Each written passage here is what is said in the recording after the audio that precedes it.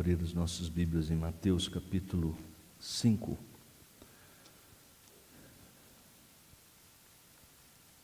Evangelho segundo escreveu Mateus capítulo 5,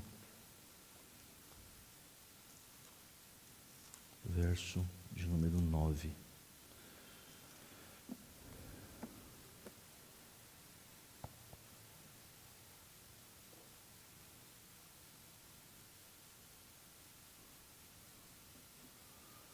Mateus capítulo 5, verso 9.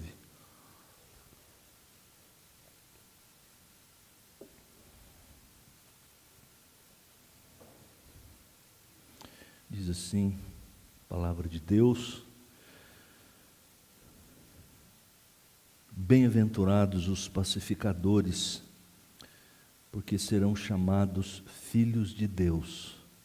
Ó Deus querido, pedimos que, agora que a Tua palavra foi aberta a fim de meditarmos sobre ela, rogamos que o Espírito Santo que inspirou Teu servo a registrar, também nos ajude agora a, mais do que entender o significado, e isso é muito importante, nos ajude, Senhor, também a aplicá-lo à nossa vida. Em nome de Jesus, amém.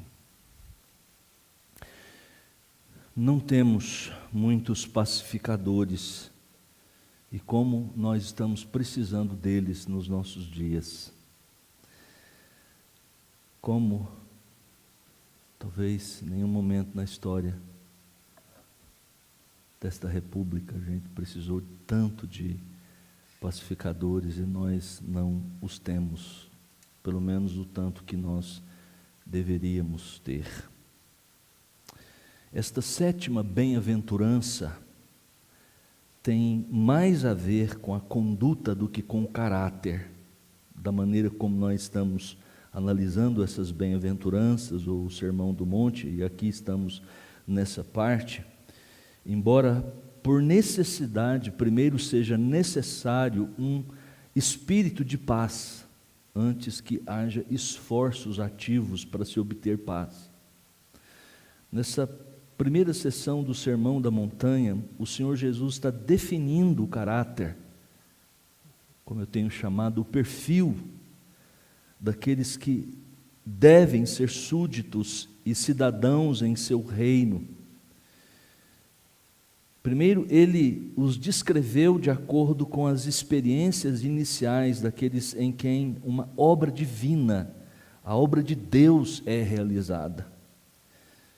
Os quatro primeiros, ou as quatro primeiras bem-aventuranças, podem ser agrupados como que apresentando essas graças de forma negativa, como assim, eles não são os súditos do reino, eles não são autossuficientes, mas conscientemente humildes de espírito. Eles não são ou não estão satisfeitos, mas lamentam por causa do seu estado espiritual, são os que choram.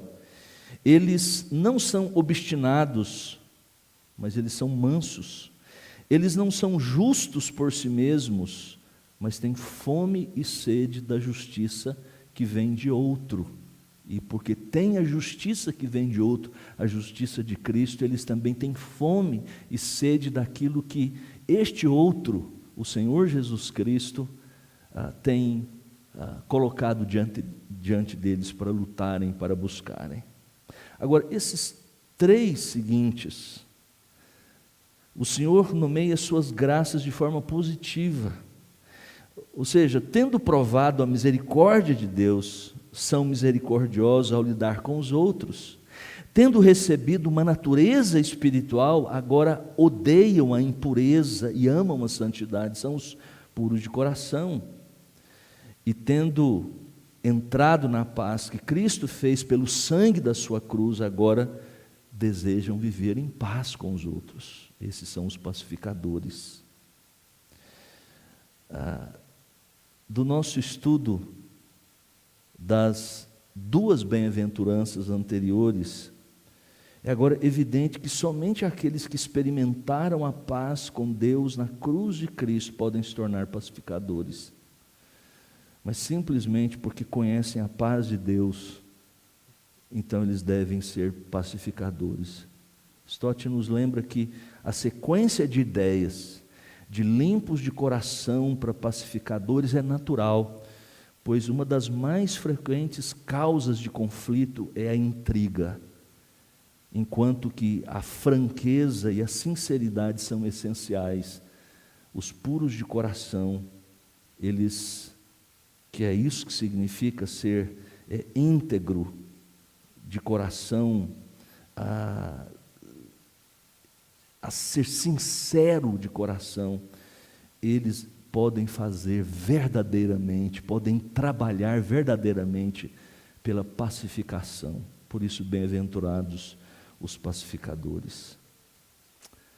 Vamos olhar com mais detalhe o significado de bem-aventurados os pacificadores, porque serão chamados filhos de Deus, em 4 dimensões, 4 nuances que nós vamos perceber aqui à medida que nós expomos para chegarmos ao final com a aplicação disso para a nossa vida. Primeiro, é necessário algo para ser um pacificador. Existe uma condição sine qua non para se ser um pacificador. E para a gente entender essa questão, nós vamos olhar para o tema que está intimamente relacionado ao pacificador, que é a paz.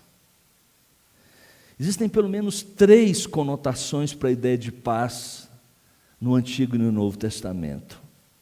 Primeiro, nós podemos falar de paz, porque a palavra de Deus fala de paz, que se expressa na relação com Deus. Ter paz com Deus. Nós temos textos nas Escrituras, nos Salmos, no Novo Testamento, no apóstolo Paulo, nos Evangelhos, que nos remetem a essa ideia de paz com Deus. Temos paz com Deus, ou podemos ter paz com Deus. Em segundo lugar, existe a paz que une os homens nos seus relacionamentos, é a paz na dimensão horizontal, ou seja, nós podemos desfrutar de uma boa relação com os nossos semelhantes, as pessoas que estão em nossa volta. A Bíblia fala disso também, inclusive enseja isso, ela nos orienta a buscarmos isso. No que depender de vós, tende paz com todos os homens, diz o apóstolo Paulo no capítulo 12. De Romanos. Em terceiro lugar, a Bíblia refere-se à paz que o homem experimenta internamente, que é normalmente o resultado da paz com Deus. Verdadeiramente nós podemos experimentar uma paz subjetiva, ou seja, dentro de nós, como resultado de algo que experimentamos da parte do próprio Deus. É claro que a paz com Deus em tudo isso, em todas essas dimensões estão muito presentes, e o pacificador tem exatamente essa perspectiva, mas a paz com Deus tem a primazia. A Bíblia diz que o homem está em inimizade com Deus, por causa do pecado.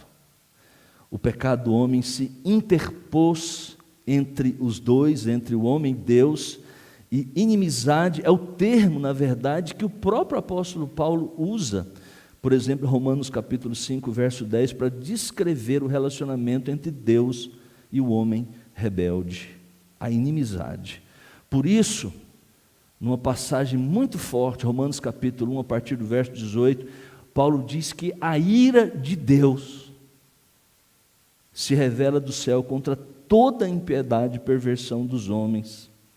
Aquela paz que o homem experimentava, Gênesis 1, Gênesis 2, os primeiros capítulos da Bíblia, o shalom, ou seja, essa paz, mas muito mais do que o sentido de paz que muitas vezes nós damos. Shalom as coisas como deveriam ser, como Deus as criou. Isso é o Shalom, é a harmonia em todas as dimensões. É um estado em que as pessoas se sentem muito bem e que estão à vontade. É as coisas como deveriam ser, como Deus criou. Mas quando olhamos a partir de Gênesis 3, o Shalom, o pecado entra no mundo e como um vândalo corrompe tudo. A relação com Deus, a relação com os homens, a relação com a própria natureza, a relação consigo mesmo. Ele experimenta no seu próprio interior muitas do que nós chamamos dessas doenças psicológicas, emocionais, psiquiátricas. Elas então passam a fazer parte da história mental, do coração, da alma dos seres humanos. É a quebra do Shalom. Agora, as coisas não andam bem. Não andam bem do ponto de vista subjetivo. As pessoas experimentam dores, temores, terrores terríveis. As relações entre as pessoas não estão bem por causa da própria relação com Deus. Caímos no Éden. A ausência gritante de Shalom entre Deus e as criaturas, então, transparece de uma maneira muito clara. É a história das Escrituras a partir de Gênesis capítulo 3. Aí está. É a história da vida humana. Mas não é só através de terríveis coisas, de pecados, de pessoas afrontando Deus, que nós percebemos essa quebra do Shalom. Talvez há formas mais sutis nas Escrituras para se falar dessa rebeldia, dessa rebelião, desta desestruturação total da vida humana causada pelo pecado.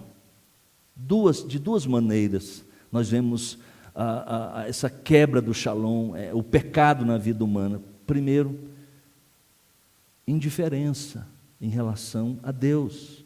Isso significa que o ser humano simplesmente não se interessa em buscar um relacionamento vital, em relação de uma aliança de amor com Deus. O homem está em relação com Deus pelo fato de ter sido criado, ele é criatura, mas há uma aliança de graça e de misericórdia, e o homem não se importa com isso. Ele se faz de surdo, é indiferente, vive como se Deus não fosse necessário. Colocam a ideia de Deus debaixo de um tapete, e a sociedade tem ajudado bastante nesse sentido, através do advento de tantos conhecimentos, a grande Deus, a ciência, a razão, e Deus e as coisas de Deus vão sendo empurradas por um cantinho. É assim, eles procuram apagar aquilo que Agostinho disse no início das Confissões: tu nos fizeste para ti, o nosso coração não encontrará descanso enquanto não descansar em ti. Tentam sufocar esse sentimento, ele sai de qualquer maneira. A outra forma em que as pessoas manifestam a rebeldia, a natureza caída, é por idolatria. Ele, como não pode viver sem um Deus, cria um Deus para si mesmo. Em vez de adorar o Criador, faz os seus próprios deuses e lhes presta as honrarias e a devoção devida somente àquele que é verdadeiro, aquele que é o Deus verdadeiro. E quando um ídolo é adorado, há certa ausência de paz, não pode dar. Um escritor indiano, cristão, escreve um livro falando dos deuses falsos. Ele diz uma coisa muito interessante: os ídolos são maus, só Deus é bom. Só o Deus verdadeiro é bondoso, conhece a nossa vida e nos dá aquilo que realmente nós precisamos. Os ídolos, por serem falsos, eles são maus. Eles escravizam as pessoas. E segundo a Escritura, não precisamos nos dobrar diante de algo visível para dizer que estamos idolatrando alguma coisa. Basta nós pensarmos que aquilo que conduz, que dirige primeiramente a nossa vida, em quem nós depositamos o nosso amor, a nossa devoção, o nosso mundo gira em torno de alguma coisa, de alguém. Se não é o Deus verdadeiro, então aquilo é um ídolo. Se nós suspiramos por alguma coisa, se nós dissermos, se tão somente eu tivesse isso, então eu seria feliz, ali está o seu Deus no meio disso.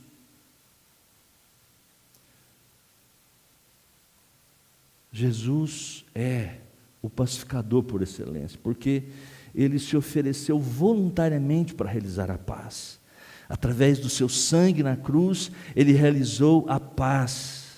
E uma vez pago o preço do pecado do homem, a justa ira de Deus contra o pecador foi aplacada. 2 textos importantes sobre isso, vale a menção deles. Primeiro está em Efésios capítulo 2, a partir do verso 14, ele diz, porque Ele é a nossa paz, o Senhor Jesus, o qual de ambos fez um, e tendo derribado a parede da separação que estava no meio, a inimizade, aboliu na sua carne a lei dos mandamentos na forma de ordenanças, para que dos dois criasse em si mesmo um novo homem, fazendo a paz, e reconciliasse ambos em um só corpo com Deus por intermédio da cruz, destruindo por ela a inimizade. E Colossenses 1, 21 e 22, e que havendo feito a paz pelo sangue da sua cruz, por meio dele reconciliasse consigo mesmo todas as coisas, quer sobre a terra, quer nos céus, e a vós outros também, que outrora erais estranhos e inimigos no entendimento, pelas vossas obras malignas, agora, porém, vos reconciliou no corpo da sua carne, mediante a sua morte, para apresentar-vos perante ele santo, inculpáveis e irrepreensíveis. Qual é a condição para ser um pacificador? O que é necessário, então, em resumo? A condição é ter experimentado a própria reconciliação com Deus através de Cristo. Ninguém pode ser um pacificador, de fato, se não está em paz com Deus, se não foi reconciliado com Deus. No mundo você pode ser um pacifista, mas não um pacificador, conforme a Escritura nos diz. Mas então, o que significa ser um pacificador? Não podemos confundir um pacificador com um pacifista. Não. Ainda que achemos altruísta e abnegado um pacifista, não podemos confundir. Podemos admirar homens como Mahatma Gandhi, que sem uma bala, sem um tiro de canhão, ele conseguiu convencer os britânicos a libertarem, a deixarem a Índia, lá no meados do século XX. Foi lindo. Assistimos os filmes, lemos as biografias desses homens que eram pacifistas e que, de forma alguma, e os admiramos. É interessante, muito bonito, mas não é isso que a Bíblia fala de um pacificador. O pacificador não aceita uma paz a qualquer preço. Não. Ele não tolera o pecado. Não, de fato, a paz que não leva em consideração a justiça é uma paz falsa, indigna de ser chamada de paz. Veja o que Tiago diz no capítulo 3 da sua carta: a sabedoria, porém, lá do alto, é primeiramente pura, depois pacífica, indulgente, tratável, plena de misericórdia e de bons frutos, imparcial, sem fingimento. Ora, é em paz que se semeia o fruto da justiça para os que promovem a paz. Observe aqui bem, primeiramente ele diz pura, a paz não deve ser buscada à custa da justiça.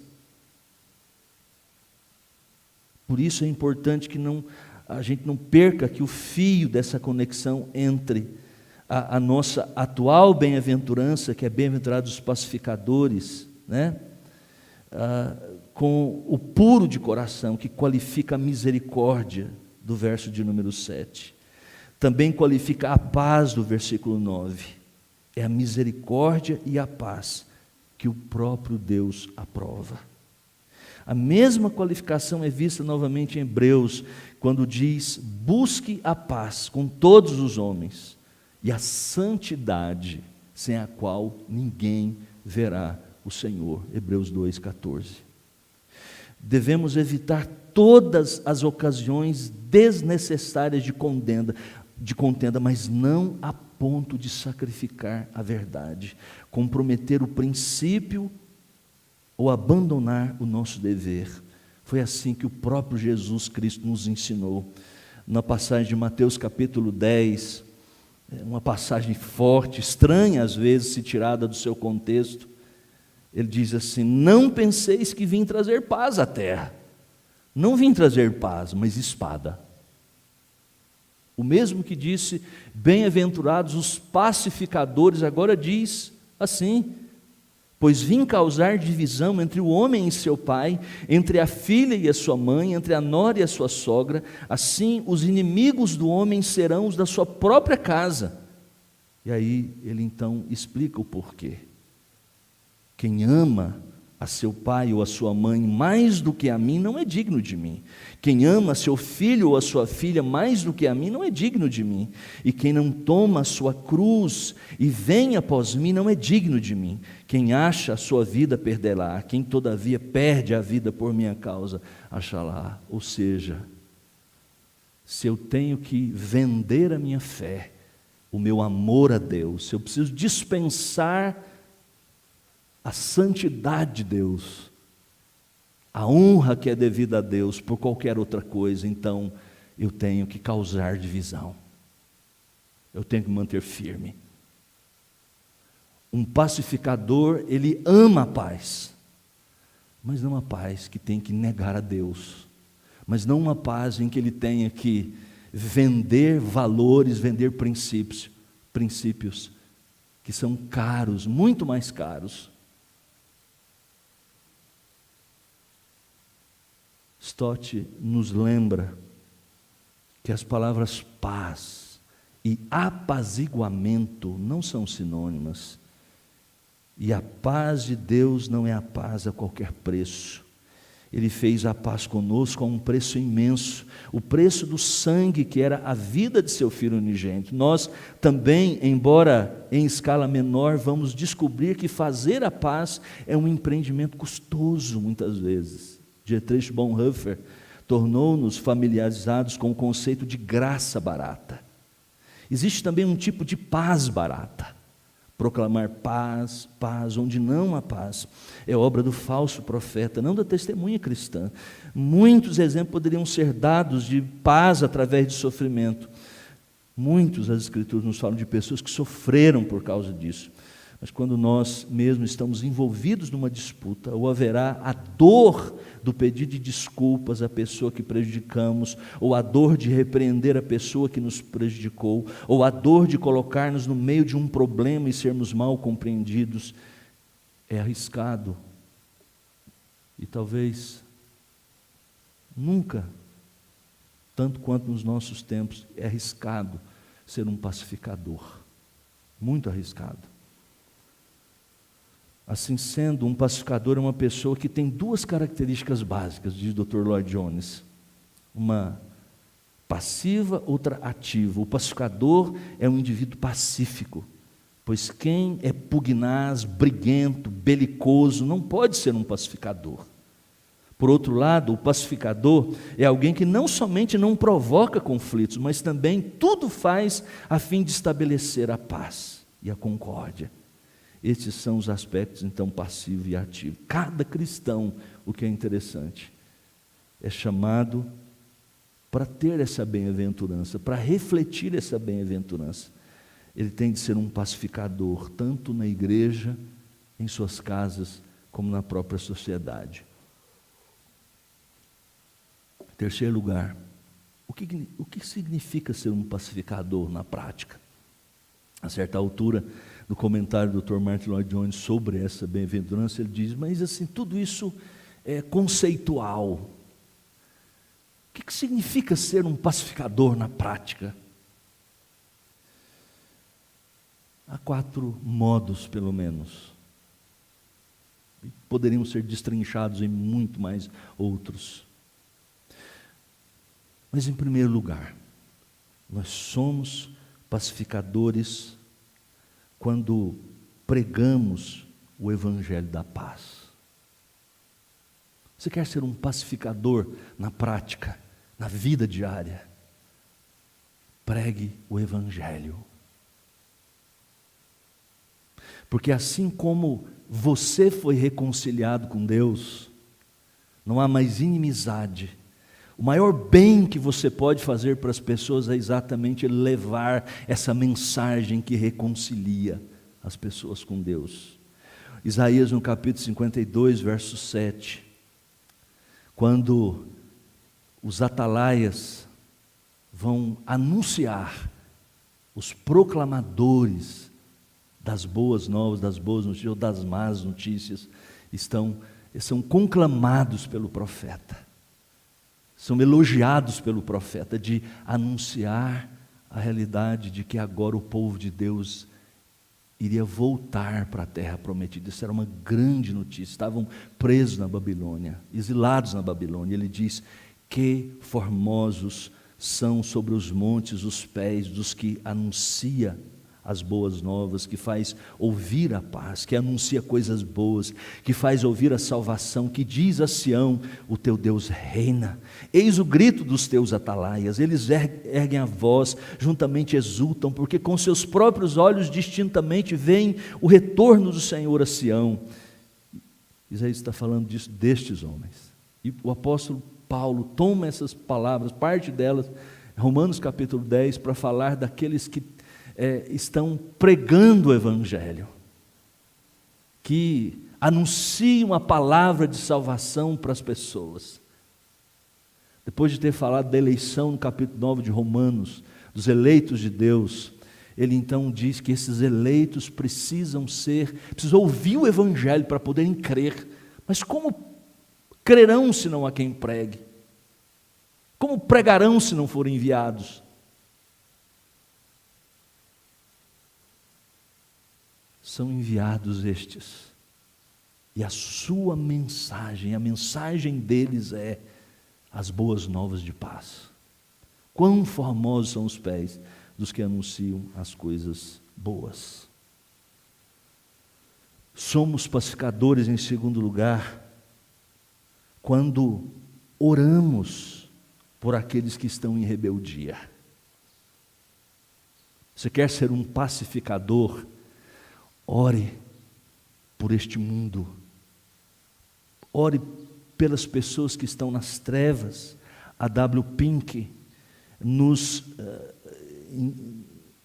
exorta, dizendo o seguinte: ainda existe outra maneira pela qual é privilégio dos crentes serem pacificadores, e é através das suas orações, que evitam a ira de Deus sobre uma nação culpada.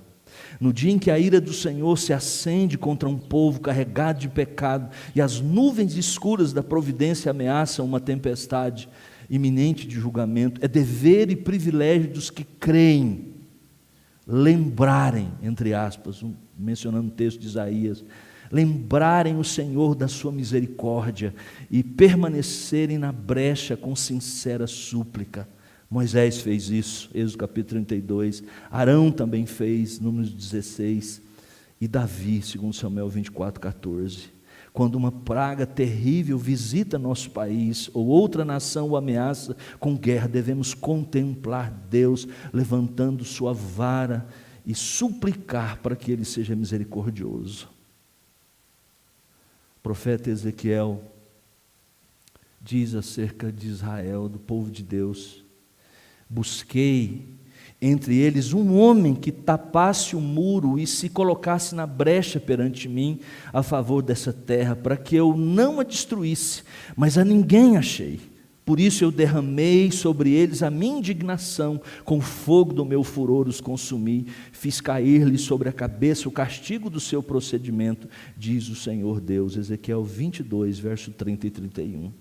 Esta é realmente uma obra de paz abençoada, irmãos. Interceder junto ao Senhor para reter a sua mão, como a intercessão de Abrão por Sodoma e Gomorra. caso houvesse apenas 10 justos, Ele reteria sua mão, sua misericórdia se manifestaria. Conclui o A.W. Pink: apenas o dia vindouro mostrará como os iníquos ganharam com a presença do remanescente justo no meio deles. É por causa do seu povo, do povo de Deus, que em muitas situações, as Escrituras nos mostram isso, que os próprios ímpios recebem do frescor da misericórdia de Deus. O povo de Deus precisa interceder por outras pessoas, por uma nação ímpia, por pessoas ímpias. Terceiro lugar, somos pacificadores quando nos colocamos entre pessoas que estão tendo dificuldades em seus relacionamentos. O conselheiro é um pacificador. Há uma literatura que está sendo publicada bastante para nós em língua portuguesa sobre o papel do conselheiro.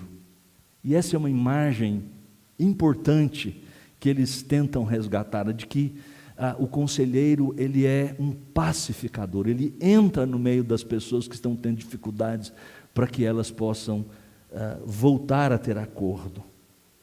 Precisamos nos preparar para ajudar nossos irmãos confusos quanto à vontade de Deus, ajudá-los a ver os seus próprios pecados, os seus próprios ídolos. Precisamos, com amor, mas com bastante maturidade, preparo na palavra de Deus, entrar no meio deles e ajudar-lhes a restabelecer a paz. E quarto lugar, nós somos pacificadores quando nós buscamos a paz em todas as nossas relações. Nós, relembrando, somos pacificadores quando pregamos o Evangelho. Somos pacificadores quando nós intercedemos por pessoas. Nós somos pacificadores quando nós especificamente nos dispomos a entrar no meio de pessoas para ajudar-lhes. E nós somos pacificadores também dentro da nossa própria realidade, nas nossas próprias relações. Romanos capítulo 12, verso 18, diz: se possível, quanto depender de vós, tende paz com todos os homens. Pink, mais uma vez, diz: os próprios termos dessa exortação indicam que, longe de ser uma tarefa simples, exige vigilância constante, autodisciplina e oração sincera. Por causa do estado da natureza humana, as ofensas ocorrem. No entanto, é dever cristão zelar para que nos comportemos de maneira que não haja justa queixa contra nós. É para a nossa própria paz que o fazemos, pois é impossível ser feliz em contendas e inimizades. Alguns crentes, infelizmente, têm uma disposição naturalmente contenciosa e por isso precisam, mais do que ninguém, implorar a Deus para se conterem. Essa é uma realidade. Há um espírito, às vezes, belicoso, de contenda.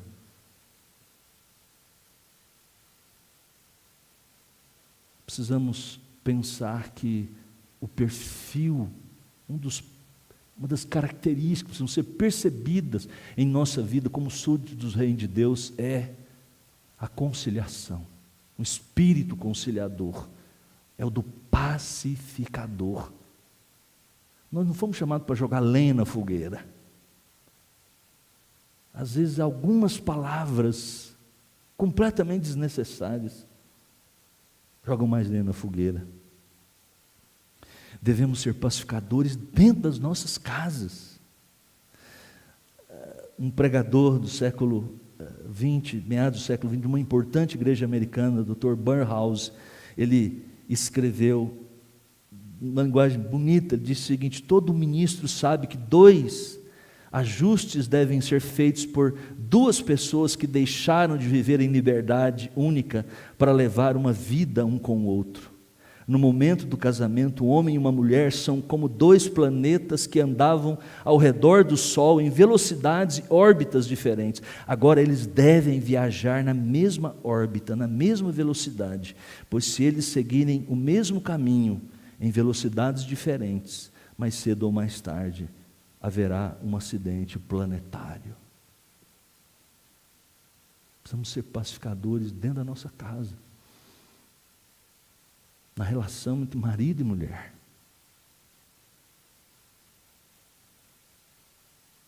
Devemos ser pacificadores, tomando cuidado com a nossa língua. O Dr. Martin Lloyd Jones diz, em primeiro lugar, e acima de tudo, o pacificador é a pessoa que aprendeu a não falar o que não deve. Se ao menos todos pudéssemos controlar nossa língua, haveria muito menos discórdia no mundo. Tiago sabiamente diz, todo homem, pois, seja pronto para ouvir, tardio para falar, lento, vagaroso para falar, e tardio para se irar. Essa é uma das melhores maneiras de ser um pacificador, quando ela aprende simplesmente a não abrir a boca indevidamente. Por exemplo, quando lhe disserem algo que o tente a replicar, não faça. E não somente isso, mas também não repita informações quando souber que elas podem prejudicar. Dr. Lloyd Jones escreveu isso em 1950, 49, logo após a Segunda Guerra. Mas tão atual. E hoje a gente tem maneiras muito mais rápidas para ficar reproduzindo coisas que nem sabemos se são verdadeiras ou são falsas. E há coisas verdadeiras que a gente precisa tomar cuidado, inclusive, da forma de falar. Porque certas verdades, quando transmitidas, muitas vezes, dependendo da feição do seu rosto e da maneira como você o faz, são terríveis. É por isso que o apóstolo Paulo diz, devemos falar sempre a verdade, mas em amor. Mas o grande problema é que nos nossos dias, e irmãos, vocês sabem do que eu estou falando, nós estamos reproduzindo coisas gratuitamente. Há uma malignidade, uma gratuidade em espalhar coisas que têm nomes bonitos. Fake news. Nome inglês, palavras da língua inglesa, significa o quê? Mentira.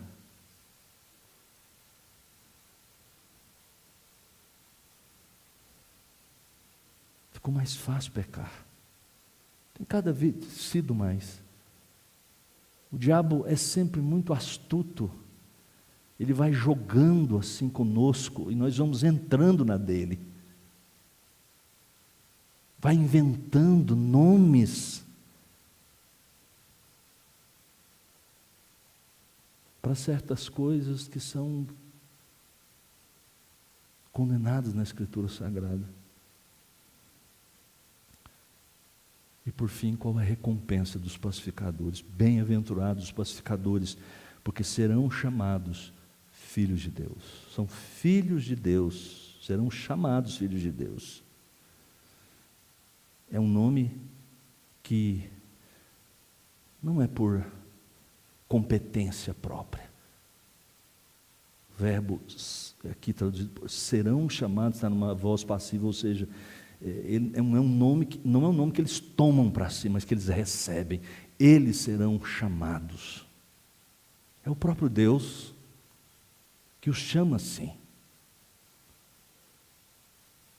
Serão conhecidos não como criaturas que nasceram neste mundo, mas como aqueles que nasceram de novo, e por isso são chamados filhos de Deus. E são chamados filhos de Deus, não meros descendentes. O Dr. Carson nos chama a atenção para o fato de que aqui o substantivo masculino, filhos, como está também na língua portuguesa, na língua grega, não é algo que poderia ser reproduzido aqui no neutro, que seria uma espécie de descendentes de Deus, mas são filhos, porque a ideia de filhos na Escritura Sagrada, esse é um título que é dado inclusive ao Senhor Jesus, Ele é o Filho de Deus. Por isso, é mais do que simplesmente expressar uma relação.